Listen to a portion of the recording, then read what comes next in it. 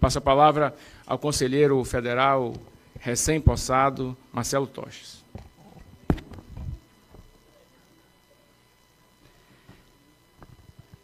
Senhor presidente, senhoras e senhores conselheiros, uma OAB guardiã, uma OAB política, uma OAB omissa ou uma OAB de todos.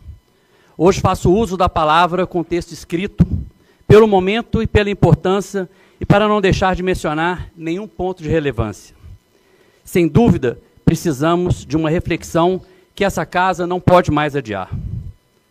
Senhor presidente, não esqueça do puxão de orelha que já tomei, no sentido de não trazer política a esse plenário. Vossa Excelência sabe do meu amor pela OAB e a gratidão por Vossa Excelência. Minha história com a OAB vem do meu bisavô, cuja carteira dessa instituição e a que eu tenho a honra de guardá-la foi assinada por Milton Campos e Estevão Pinto. Vivemos em um tempo em que a sociedade já não aguenta mais falar de política da forma como ela vem sendo tratada. São anos e anos que só se fala de Bolsonaro e Lula. 2024, os dois nomes foram citados por mais de 8 milhões de vezes na imprensa digital. Mas ao lado da vida política, de ataques e contra-ataques, o que mais nos afeta, sem dúvida, é este Judiciário Supremo, que a cada dia mais perde o rumo que sempre o norteou. Desde menino, acompanhando meu avô aos tribunais, me lembro que o rumo sempre foi a discrição, a serenidade e a justiça. O respeito às leis e à Constituição não são mais tão importantes. Hoje a Suprema Corte faz o que quer, a hora que quer e como quer. Estamos vivendo num país onde aquele ditado citado em 2015 pela ministra Carmen Lúcia, cala a boca, já morreu, quem manda na minha boca sou eu, está prestes a ser proibido. Não podemos mais falar. O ministro Alexandre de Moraes prefere o ditado, manda quem pode, obedece quem não está no Judiciário Supremo. Caros conselheiros, é aí que entra a necessidade da nossa OAB se manifestar, não mais por notas, mas adotar uma postura firme, representando não só nós advogados, mas todo o povo brasileiro que hoje vive com medo e sem rumo.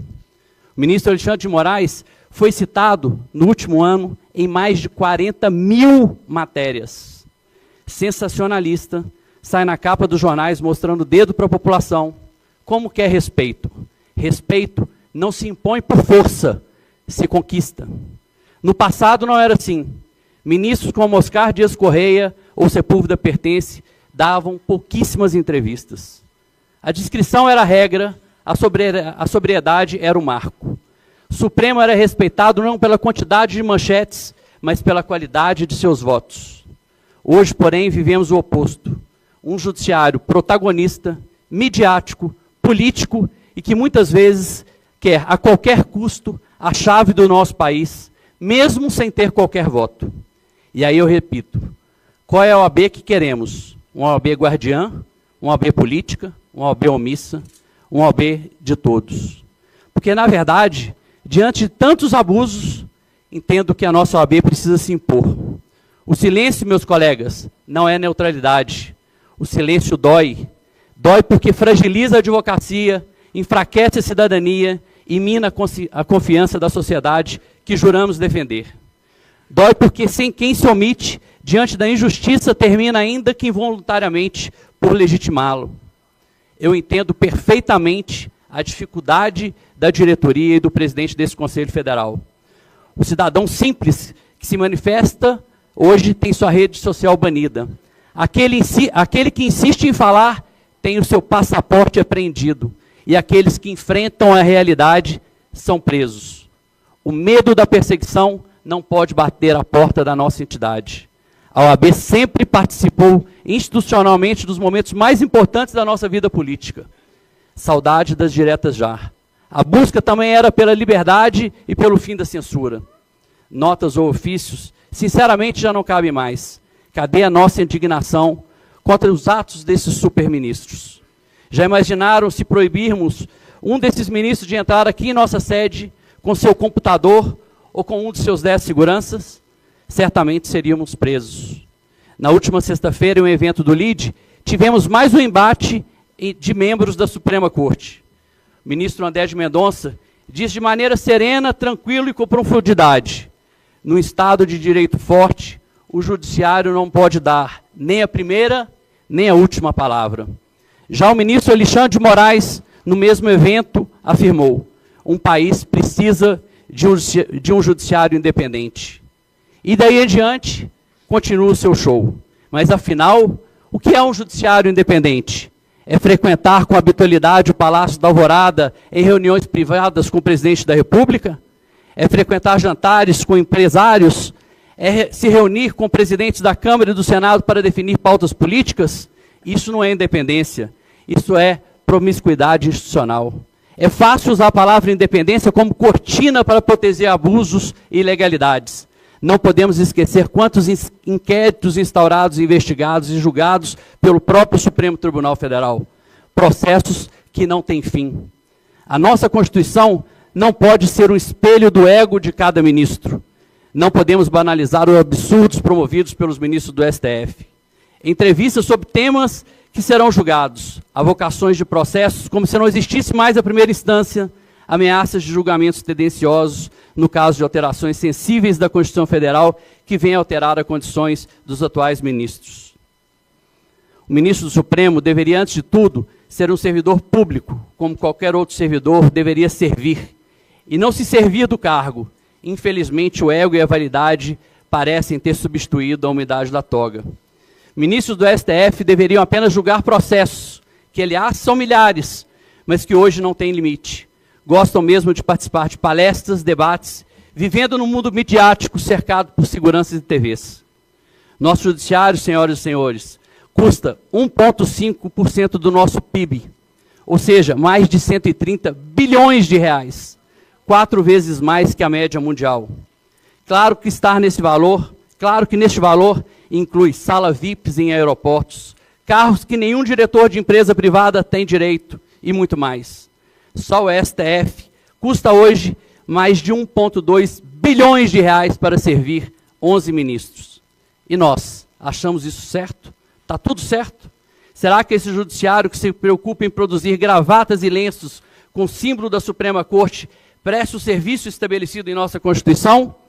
Nossos processos estão em dia. Não podemos nos calar.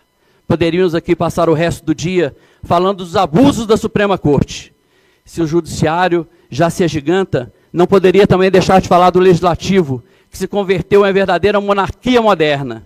Os presidentes do Congresso e do Senado têm seu ditado também: a bola é minha e só joga quem eu deixar. Os dois presidentes incorporaram a figura dos antigos reis. Decidem sozinho o que entra em pauta e o que morre na gaveta.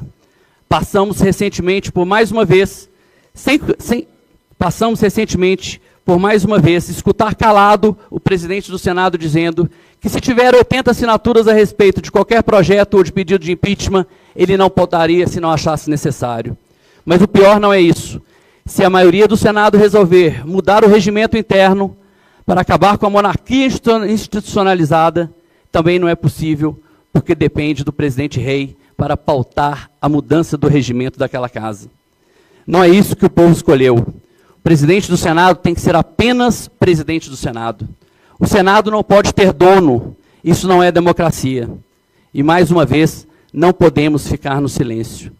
E dentro de casa, dentro da própria OAB, a desigualdade é gritante. Uma coisa precisamos ressaltar. A OAB vem lutando pelas prerrogativas da base de uma maneira única e exemplar. Prerrogativas, paridade e inclusão são temas que damos aulas e temos que ser aplaudidos de pé.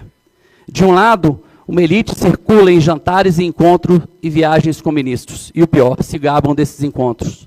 De outros, milhares de advogados que carregam a ordem nas costas, lutando pela sobrevivência no dia a dia, nos balcões dos fóruns. E é por eles que a OAB existe. É por eles que precisamos nos manifestar. A ordem não pode se contentar nem ser cúmplice desse silêncio. Ela não é apenas uma entidade de classe. Ela é, pela Constituição, a guardiã da ordem jurídica, da democracia e da liberdade. Se quisermos honrar a nossa história, Precisamos de coragem e independência. A OAB não merece, a advocacia não a merece, uma OAB muda. Precisamos ser altivos, firmes e independentes. Uma OAB que não se curva diante de qualquer poder, se ergue diante da sociedade. Viva a história da OAB, viva o futuro da OAB. Muito obrigado, presidente.